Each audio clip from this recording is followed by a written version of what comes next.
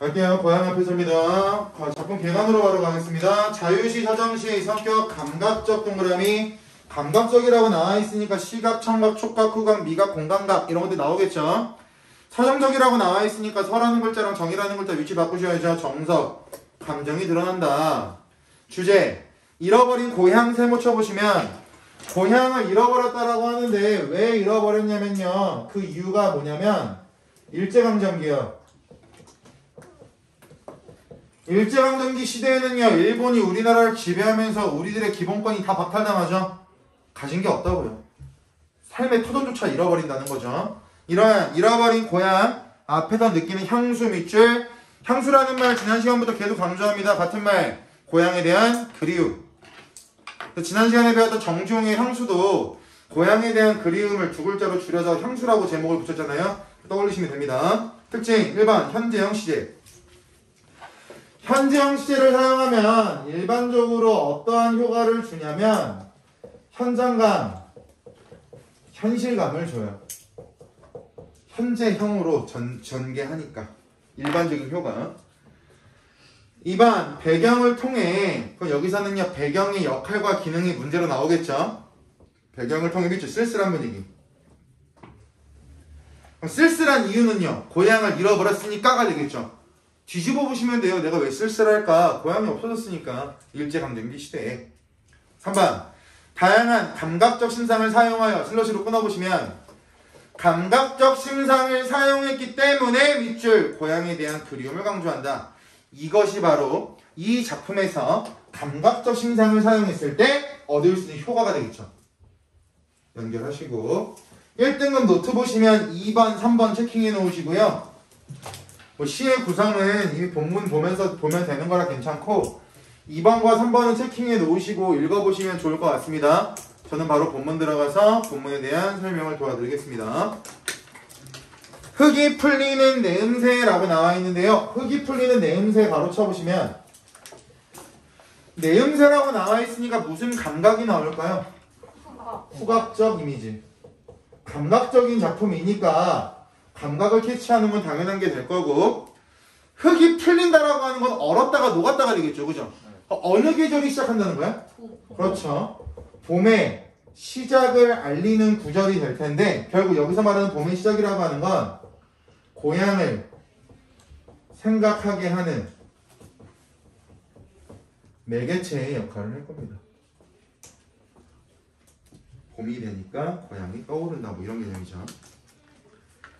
강바람은 산짐승의 우는 소리 밑줄 쳐보시면 산짐승의 우는 소리니까 무슨 감각이야? 청각적 이미지. 감각적인 작품을 감각을 계속 찾아야 된다. 그리고 산짐승의 소리만 들리고 있으니까 쓸쓸하고 굉장히 적막한 분위기를 형성하겠죠. 사람의 대화 소리나 사람의 말소리 또는 사람의 흔적은 느껴지지 않고 동물의 분위기가 느껴진다고. 쓸쓸하고 적막한. 산짐승의 우는 소리를 불러 다 녹지 않은 얼음장. 얼음장이라고 하는 거 밑줄 쳐볼게요. 얼음장부터. 얼음장 울멍울멍 떠내려간다. 그 구절 잘 보셔야 되는데 1번 일단 울멍울멍이라는 글자가 있을 거예요. 이 울멍울멍이라는 글자의 사전적 의미는 검색을 해보시면 뭐라고 나오냐면 얼음이 물에 떠 내려가는 모양이라고 나와요. 얼음이 물에 떠내려가는 모양. 근데 여기서는 어떠한 의미를 갖냐면 물에 얼음이 떠 있으면 마치 사람이 울고 있는 것 같은 느낌을 준대요. 물 전체를 사람 얼굴이라고 가정을 하고요. 얼음이라고 하는 걸 눈물이라고 생각하시면 됩니다. 그래서 얼음이 물에 떠내려가는 모양이라는 의미를 가지고 있는 울멍울멍이라는 구절을 이 작품에서는 울음이 터질 것 같은 화자의 모습이라고 하면서 화자의 정서가 이입된 대상이다 라고도 해석을 합니다.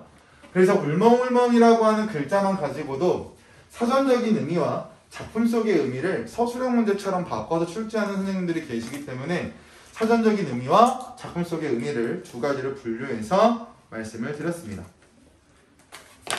그러면 전체적으로 봤을 때 방금 밑줄 친 부분이 가지고 있는 의미를 총 정리를 해보시면 지금 봤던 그 부분은 고향을 상실한 화자의 내면 심리를 표현하고 있다라고도 정리를 할 수가 있겠죠. 고향을 잃어버렸으니까 울멍울멍이라는 단어를 통해서 울음이 터질 것 같은 화자의 모습을 표현하고 이러한 화자의 모습을 통해서 화자의 정서가 이입되어 있다. 감정이입이 되겠죠. 감정이입이라고도 판단할 수 있고요. 그럼 결국 이 구조를 통해서 말하고 싶은 감정은 고향을 상실하고 나서 슬픈 정서 또는 쓸쓸한 정서를 느끼고 있는 화자의 모습을 알 수 있다. 갈게요. 진종일 앞에 가로 열어보시면 온종일이라고 나와있죠. 온종일 나룻가에서 서성거리다 가로 닫아보실까요? 어딘가로 가지 못하고 한 곳에서 서성거린다라고 하는 건 갈 곳이 없다라고 하는 거니까 화자가 느끼는 착잡한 심정이 될 거고 한 공간에서 우물쭈물거리고 있다라고 하는 건 가고 싶은 고향에 갈 수 없기 때문에 느끼는 고향에 대한 그리움이라고 하는 정서 때문에 계속 여기저기 서성일 수밖에 없겠죠. 그리고 그 가로 안에 보시면 나룻가라고 나와 있어요. 지금부터 네모를 총 2개 칠 거거든요. 네모를 총 2개 칠 건데 이 나룻가라고 하는 건 배가 들어오고 배가 나가는 공간이기 때문에 누군가랑 소통하거나 만남을 기대할 수 있는 긍정적 공간이 될 거야. 오늘날로 따지면 항구라고 보시면 돼요. 공항, 항구. 배가 들어오거나 비행기가 들어오면 내가 기다리는 사람이 들어오니까 그 사람하고 대화를 하거나 그 사람과 만날 수 있다라고 하는 긍정적인 의미를 가지고 있지만 지금 이 작품은요. 일제강점기 시대라고 했죠. 올 수 있는 사람이 있을까요? 없을까요? 없기 때문에 이 공간은요. 고향을 잃은 상실감으로 인한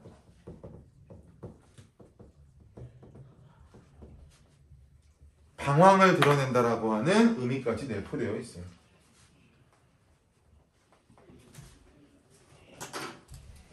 그래서 네모치는 두 가지가 지금 파란색으로 필기해드린 부분의 의미가 그대로 녹아질 테니까 기억하고 계시면 되겠죠.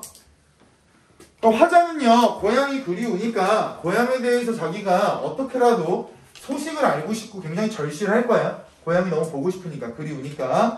그렇기 때문에 밑줄, 행인의 손을 쥐면 따뜻하리라. 즉, 길을 걸어가는 사람의 손을 만져서라도 따뜻한 온기를 느끼고 싶다니까 따스함을 느낄 수 있는 감각은 촉각적 이미지가 될 거고 고향, 소식에 대한 그리움 또는 온기를 느끼고 싶어하는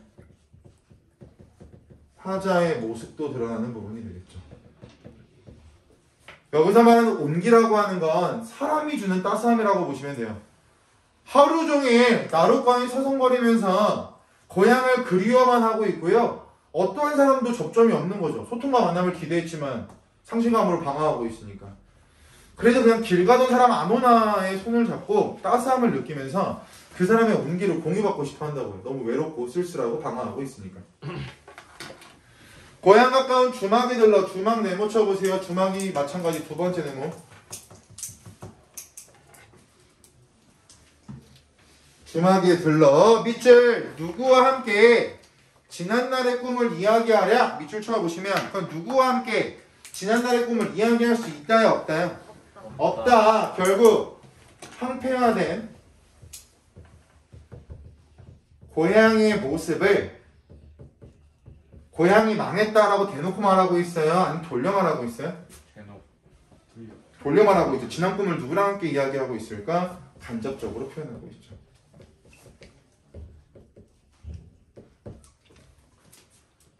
그럼 거기서 말하는 지난날의 꿈이라고 하는 구절의 의미도 자주자주 물어보는데 거창하게 생각하지 마시고요. 여기 나오는 모든 시어들은요. 전부 다 고향으로 일원화되고 있으니까 고향에 대한 기억이라고 생각하시면 될 것 같아요. 누구와 함께 고향에 대한 기억을 이야기할 수 있을까? 사람조차 만나지 못하니까 나는 이야기를 할 수가 없을 거야. 이렇게 생각하고 있는 거죠. 양귀비 끓여다 놓고 여기 동그라미 주인집 늙은이 동그라미 치시고요. 밑줄 공연히 눈물 지운다. 그럼 주인집 늙은이도 울고 있다라는 거죠. 그럼 결국 여기서 말하고 싶은 건 뭐냐면 고향을 상실한 문제는 개인적 차원의 문제가 아니라 민족적 차원의 문제다. 일제강점기 시기에 고향을 잃은 게 특정 개인일 수는 없을 거예요. 그러니까 화자처럼 고향을 잃은 슬픔 때문에 매일같이 눈물을 흘리면서 시간을 보내고 있는 주인집 늙은이의 모습을 통해서 화자는 사자성어 동병상련의 정서를 느끼겠죠. 너랑 나랑 똑같네. 아유, 우리 서로 위로하자. 이런 메시지가 되겠죠. 민족 차원의 문제라고 하면 얘들아 보편적이야 아니면 특수한 거야? 보편적이죠. 고등학교 단어에서 굉장히 많이 나와요. 보편적인 슬픔, 개인적인 슬픔. 근데 보편적이라고 하는 건 특정 개인에 국한되는 것이 아니라 많은 사람에게 적용되는 걸 보편적이라고 하니까 그 부분을 기억하고 접근하시면 좋을 것 같습니다.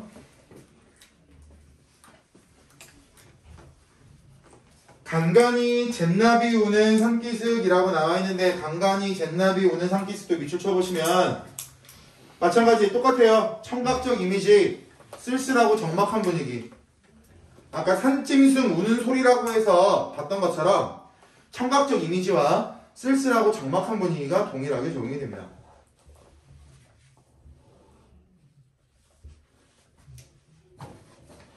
산기슭에는 아직도 여기 밑줄 무덤 속에 조상이 잠자고 화자는 조상을 지금 어디에 묻고 온 거야?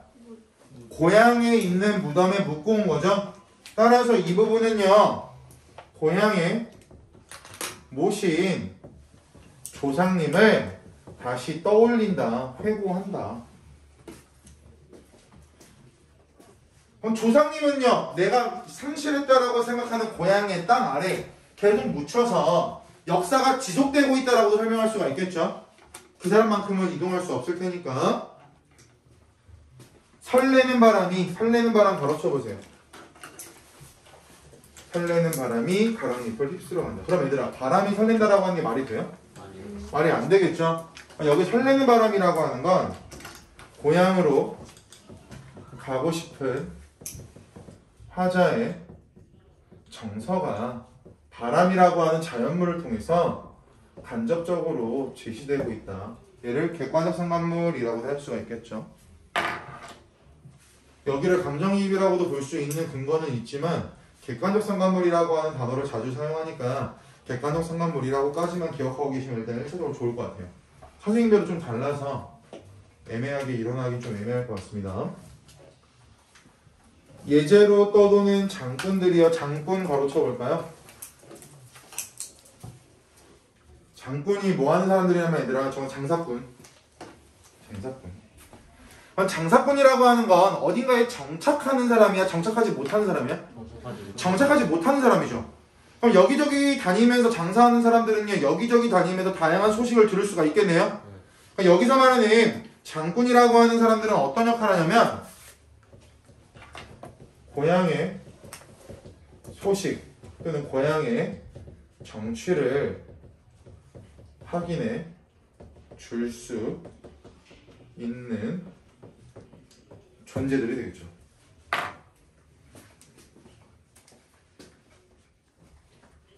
그러니까 내가 소식을 알 방법이 없으니까 여기저기 돌아다니는 떠돌이 장사꾼들에게 고향 소식을 물어보고 싶은 거죠. 장꾼들이요, 상보하며, 즉 장사하며 오가는 길에 여기 밑줄 혹여나 보셨나이까 확인하고 싶어하는 화자의 정서가 되겠죠. 무엇을 확인하고 싶을까요? 그렇죠. 고향에 대한 소식 또는 고향에 대한 정치를 확인하고자 하는 화자의 소망 또는 확인하고자 하는 화자의 바람, 뭐 이런 것들이 되겠죠.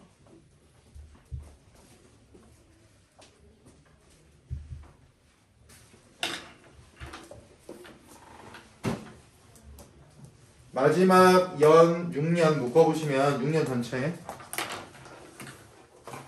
이 6년은요 고향의 모습이 나올 거야. 화자 머릿속에 있는 고향의 모습이. 그런데 다양한 감각적 이미지를 사용하여 고향의 모습을 형상화할 겁니다.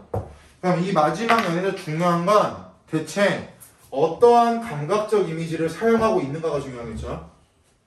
얘를 캐치하면서 보겠습니다.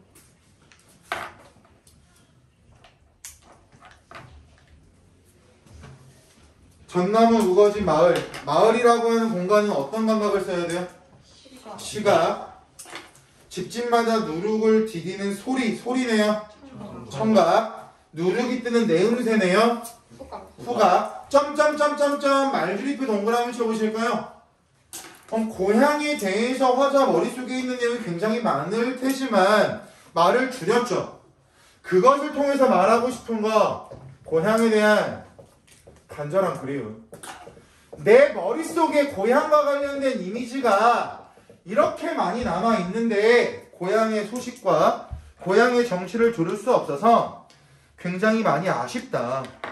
또는 일제강점기 시기에 너무나도 삭막해져 버리고 너무나도 황폐해져 버린 고향에 대한 아쉬움이 드러나고 있다고 보시면 되는데, 고향 앞에서라는 작품이 나오면 지난 시간에 배웠던 정지용의 향수와 매번 묶입니다. 오른쪽 날개 하단 부분 보세요.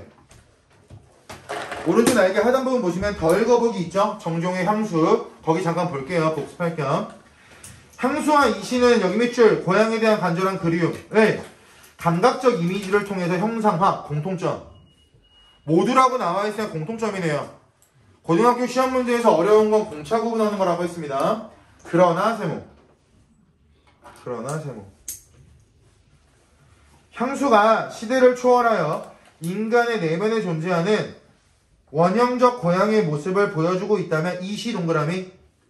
여기서 말하는 이시가 고향 앞에서가 되겠죠.